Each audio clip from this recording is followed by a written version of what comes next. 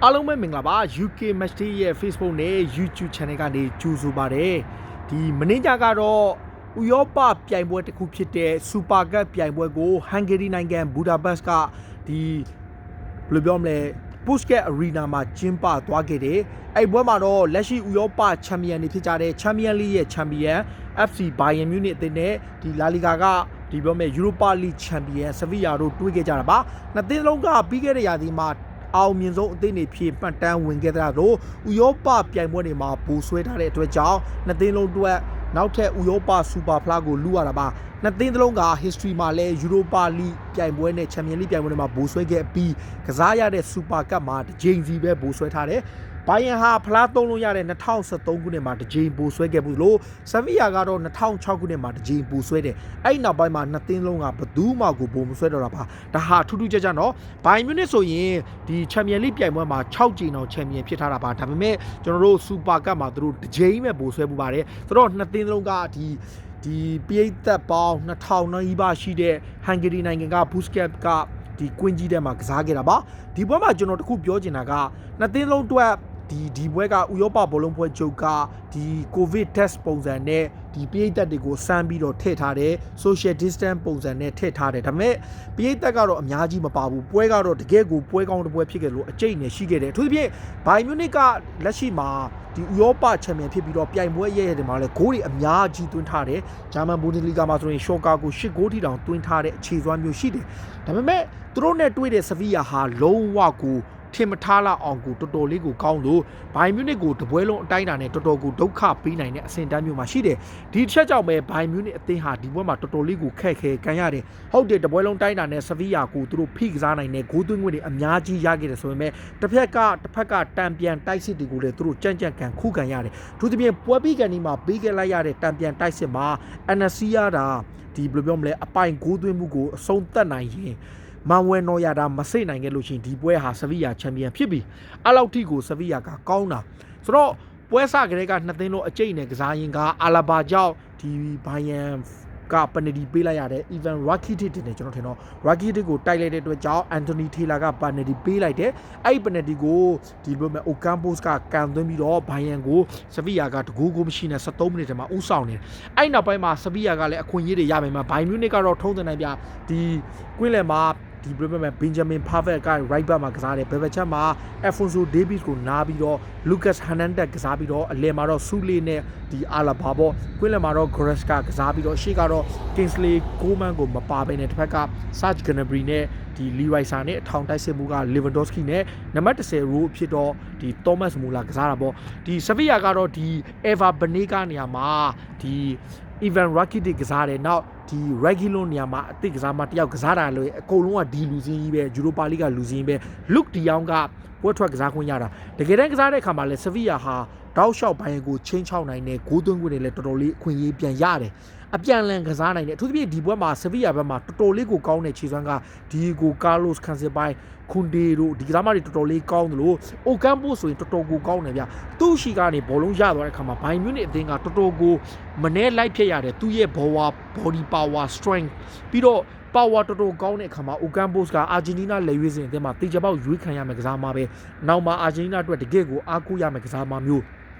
ဆိုတော့ဒီပွဲကိုကြည့်တဲ့အခါမှာဘိုင်မြူနစ်ကထုံးစံတိုင်းဟန်စီဖလစ်ရဲ့အသင်းကဘောလုံး position အသာနဲ့တောင်ပန်တွေကိုအားပြုပြီးကစားတယ်ဒါပေမဲ့ခက်တာကဘိုင်ယန်ရဲ့တောင်ပန်တွေကိုဒီဆဗီယာကကောင်းထိန်းထားနိုင်တယ်အထူးဖြင့် Heysex နာဘတ်နဲ့ဒီဘက်ကအသစ်ခေါ်ထားတဲ့ကစားမနှစ်ယောက်ကတော်တော်လေးကောင်းတယ်ဒါအပြင် Ocampos ကအရှိကဆူဆူတို့ကခန်းစစ်ကိုတောင်ပန်တွေကိုလုံးဝပြန်ကူးတဲ့အခါမှာဘိုင်မြူနစ်ကတိုက်စစ်ကကျွန်တော်တို့ချန်ပီယံလိမှာတွေးခဲ့တဲ့ပုံစံခြေစွမ်းမျိုးအဲ့လောက်ကြီးမရဘူးပွဲကိုစိုးမိုးထားတာတော့မှန်တယ်ဒါပေမဲ့တံပြန်တိုက်စစ်တွေမှာဆဗီယာရသွားတဲ့အလုံးတိုင်းဟာဘိုင်ယန်ကိုကောင်းဒုက္ခပေးနိုင်စွမ်းရှိတယ်ဆိုတော့ဘိုင်မြူနစ်ဘက်ကဒီ Goretzka က Lewandowski ချပေးတာကနေပထမပိုင်းမှာတင်ချီပါကိုပြန်သွင်းပြီးတကူစီတေးကြခဲ့တယ်ဒီဒုတိယပိုင်းမှာဆိုဘိုင်ယန်က2ဂိုးတောင်ရတယ်နှလုံးစလုံးကတကူကတော့နှလုံးစလုံးကိုဒန်လူကြီးက Anthony Taylor ကအဆုံးဖြတ်ပြီးမပေးဘူးဒီဘယ်လိုပြောမလဲအဲ့ဒါကပထမတစ်လုံးကတော့ဘယ်လိုပြောမလဲဒီ Lewandowski သွင်းတဲ့အလုံးကိုမပေးလို့ ဒီလူဂျိုနယ်လို့သတ်မှတ်တဲ့နောက်တစ်လုံးကတော့လီရိုက်ဆာနေသွင်းသွားတဲ့အလုံးဒါပေမဲ့အဲ့လုံးကလေဝန်ဒေါစကီခေါင်းတိုက်တာကဒီပြစ်ဒဏ်ဖြစ်တယ်ဆိုပြီးတော့မပေးဘူးဒါဘိုင်မြူနစ်ဘက်က2ဂိုးရတယ်ဒါပေမဲ့ဆဗီယာကတေချာပေါက် golden chance တစ်ခုရတယ်ဗျာ88မိနစ်မှာတံပြန်တိုက်စစ်ကနေထွက်သွားတဲ့အလုံးကနေဘိုင်ယန်နောက်တန်း2ယောက်နဲ့သူတို့ဆဗီယာ2ယောက်အပြန်လဲလွတ်ထွက်သွားတာကနေလှလှပပအပိုင်ဂိုးသွင်းခွင့်ရနိုင်ဖို့အန်နက်ဆီယာကိုဂိုးသွင်းခွင့်ချပေးခဲ့ပေမဲ့တေချာပေါက်ဒေါင်ထဲကိုဖျက်ကံပေမဲ့ဂိုးသမားမန်ဝယ်နော်ယာရဲ့လက်ဖျားလေးနဲ့ထိသွားတယ်ဗျာမန်ဝယ်နော်ယာဟာဘာကြောင့်ကမ္ဘာအကောင်းဆုံးဂိုးသမားတစ်ယောက်အဖြစ်ယနေ့တိုင်ဆက်ရှိနေလဲဆိုတာဒါသူ့ရဲ့တတ်သိပဲပွဲတွင်မှာလည်းတကယ်အရေးပါတဲ့ကာကွယ်မှုတွေကိုပြုလုပ်နိုင်လို့မန်ဝယ်နော်ယာဟာဘိုင်မြူနစ်တင်းတော့တာမကဂျာမန်လက်ရွေးစင်အတွက်တကယ် leadership ကစားမှာတစ်ယောက်ပဲတကယ် leader ပဲဘာကြောင့်လဲဆိုတော့ဗျာအဲ့88-89ဆိုတာဟာပွဲတစ်ပွဲရဲ့နောက်ဆုံးအချိ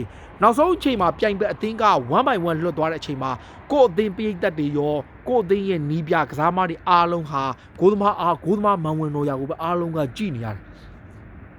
ဘာလို့လဲအချိန်တန်တော့တကယ်ကမ္ဘာအကောင်းဆုံးအဆင့်တန်းရှိတဲ့ဂိုးသမားတစ်ယောက်ပြီးတေချာပေါက်ကိုသွင်းမဲ့ဘက်ကိုသူကောင်းဖမ်းမိပြရတယ်သူ့ရဲ့လက်ကလေးကထိသွားတယ်နော်ယာကိုကျွန်တော်ကြိုက်တာကခြေထောက်တို့လက်တို့ကတနေရာမို့တနေရာမှာကြံခဲ့တယ်အဲ့ဒါနဲ့ပဲသူတို့ကစိတ်သွားတာဒါဟာမန်ဝယ်နော်ယာရဲ့တကယ် quality ပါဒါကြောင့်လဲဘိုင်မြူနစ်ကသူ့ကိုနောက်ထပ်3နှစ်စာချုပ်ချုပ်ထားတာပါ34နှစ်အရွယ်ရှိပေမဲ့သူဟာအခုချိန်ထိလုံးဝမကျသေးတဲ့ကမ္ဘာအကောင်းဆုံးဂိုးသမားတွေကတယောက်အဖြစ်သတ်မှတ်ထားလို့ရတဲ့တကယ်ဂိုးသမားပဲဖြစ်ပါတယ်ဆိုတော့အဲ့ဒါကတကိုးစီသေးကြလို့မိနစ်90ပြီးသွားတယ်အချိန်ပုံရောက်မှာတော့ဟာစီဖလူရဲ့မှန်ကန်တဲ့လူစားလဲမှုတစ်ခုရောက်တယ်အဲ့ဒါကတော့ဒီဆဗီယာဂိုးသမားဘိုနိုရဲ့အမှားတောင်လဲပါတယ်ဒီတောင်းကန်ဘောကကျလာတဲ့အလုံးကိုအာလာဘာကန်လိုက်တာကိုဘိုနိုကပုတ်ထုတ်ရကနေအသင့်ကျလာတဲ့အချိန်မှာလူစားဝင်ကြီးမဲ့ဟာဗီယာမာတီနက်စ်ကခေါင်းတိုက်ပြီးတော့တွင်းသွားတာမာတီနက်စ်အတွက်ဘိုင်မြူနစ်မှာ8နှစ်ရှိပြီသူကစားတာဒါသူ့အတွက်နောက်ထပ်ဒီနေ့ရာသီမှာသူအသင်းကထွက်တော်မယ်လို့ဒီနေ့နေထွက်တဲ့အချိန်သူ့အတွက်ဘယ်လိုပြောမလဲအရေးပါတဲ့အနိုင်ကိုသွင်းခဲ့ပြီးတော့ဘိုင်မြူနစ်ကိုစူပါကပ်ချန်ပီယံဖြစ်အောင်ဆွမ်းဆောင်ပေးခဲ့တာပါအဲ့နောက်ပိုင်းမှာဆဗီယာကလုံးဝထိုးပေါက်လို့မရတော့ဘိုင်ယန်ကသူတို့စိတ်ကြိုက်ဘောလုံးကင်ကစားပြီးတော့အနိုင်ကိုထိန်းသွားခဲ့တာပါဒီပွဲကိုကြည့်ချင်းအပြင်ဘိုင်မြူနစ်အသင်းဟာဒီကျွန်တော်တို့ခါတိုင်းတွေ့နေရလို့ဂိုးပြတ်တွေသွင်းနေတဲ့ပုံစံမျိုးမတွေ့ရဘဲနဲ့ဆဗီယာရဲ့တံပြန်တိုက်စစ်ဆဗီယာလိုမာထန်ကစားနိုင်တဲ့အသင်းနဲ့တွေ့လို့ရှိရင်သူတို့အတွက်လည်းအခက်တွေ့တယ်ဆိုတာအားလုံးကိုသူတို့ပြသခဲ့တာဒါအပြင်ချန်ပီယံလိပြိုင်ပွဲမှာအုပ်စုစာမဲခွဲရုပ်ရှင်ဆဗီယာလိုအသင်းမျိုးနဲ့ဘယ်သူမှတွေ့ကြကြမှာမဟုတ်ဘူးတကယ် quality ကောင်းတဲ့အသင်းမျိုးပါဒါဘာဖြစ်ဖြစ်ဘိုင်ယန်အတွက်တော့ဒီဘယ်လိုပြောမလဲဒီစူပါကပ်ပြိုင်ပွဲမှာဒုတိယအကြိမ်ပို့ဆွဲတာပါ2013မှာတစ်ကြိမ်2000နဲ့အခု20ခုနှစ်မှာတစ်ကြိမ်ပေါ့2020ခုနှစ်အတွင်းမှာဆိုရင်ဘိုင်ယန်ဟာဖလား၄လုံးထိရခဲ့တာပါဆိုတော့စူပါကပ်ပြိုင်ပွဲတမိုင်းတစ်လျှောက်မှာတော့အခုဘိုင်မြူနစ်အသင်းကဒ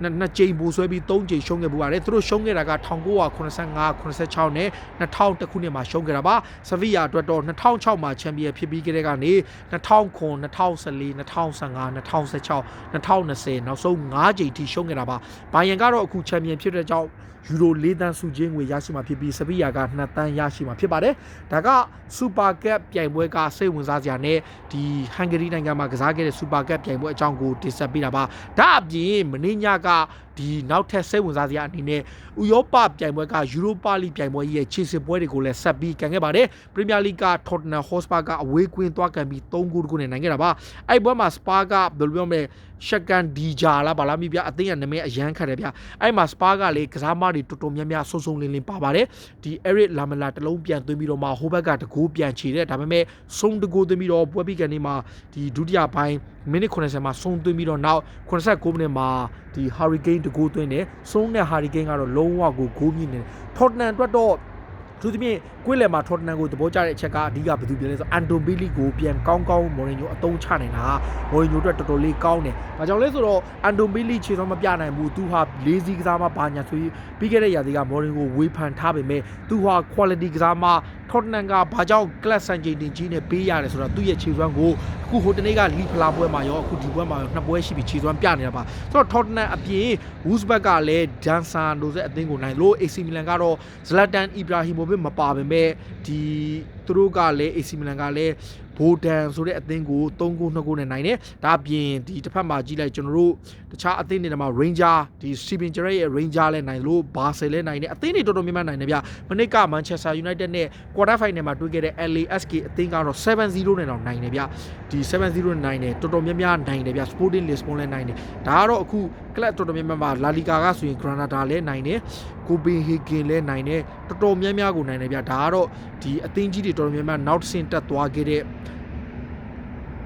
အခြေအနေပါဒါဘယ်လိုပြောမလဲဒီ Europa League ပြိုင်ပွဲကလည်းပြည်သက်တွေစိတ်ဝင်စားတဲ့အဆင့်တန်းမျိုးတစ်ခုကိုရောက်ရှိလာပြီတဖြည်းဖြည်းနဲ့ Europa League ပြိုင်ပွဲဟာခရိုင်းနှစ်တွေလိုပုံစံမျိုးမဟုတ်ပဲအခုလိုအရင်တုန်းကဆိုရင်တော့ Europa League ပြိုင်ပွဲကိုကျွန်တော်တို့ကဝေဖန်မှုတွေရှိတာစိတ်ဝင်စားသူမရှိဘူးပြောမယ်အခုနောက်ပိုင်း Europa League က Champion League ဝင်ခွင့်ပေးတာရဲ့ပြည်သက်စိတ်ဝင်စားလာတာကြောင့်တဖြည်းဖြည်းနဲ့တော့အောင်မြင်မှုတော့ရမှာပဲပြည်သက်စိတ်ဝင်စားမယ်ဒီနေ့မှာဆိုရင်အသင်းကြီးတွေအများကြီးပါမှာပါဘာဖြစ်ဖြစ် Bayern Munich တင်ကတော့ Super Cup မှာ Champion ဖြစ်ပြီးတော့နှစ်ကြိမ်မြောက် Champion ဆုနဲ့တူ2020ခုနှစ်မှာဖလားလေးလုံးရတယ်။ Sevilla အတွက်တော့ Super Cup မှာနောက်ဆုံးသူတို့တွားပြိုင်ခွင့်ရတဲ့9ကြိမ်သူတို့ရှုံးထားတာပါ2009 2014 15 16ပြီးတော့မှ2020ပေါ့သူတို့တော့ကန်ဆိုးသွားတာပါတကယ်လို့သာ NFC ရဲ့ဂိုးလုံးသာဝင်သွားခဲ့မယ်မိုင်းဝဲနော်ယာသာမစိတ်ခဲ့ရင်ဒီနေ့ပွဲမှာ Sevilla Champion ဖြစ်နေပါတယ်။ဘာကြောင့်မိုင်းဝဲနော်ယာဟာတကဘာအကောင်းဆုံးဂိုးသမားအဖြစ်ရှိနေသေးလဲဆိုတာကိုသူဒီပွဲမှာပြသခဲ့တာပါဒါကတော့ဥရောပပြိုင်ပွဲတစ်ခုဖြစ်တဲ့ Sevilla နဲ့ဒီ Bayern Munich တို့ရဲ့ Super Cup ပြိုင်ပွဲအပြင်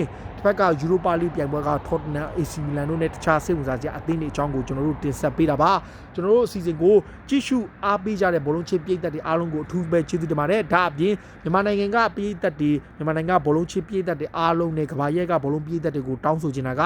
အခုကိုဗစ်ကာလမြန်မာနိုင်ငံမှာဆိုးဆိုးဝါးဝါးဖြစ်နေတဲ့အတွက်ပြည်သက်တွေအနေနဲ့ဖြစ်နိုင်ရင်နေအိမ်မှာပဲနေကြပါ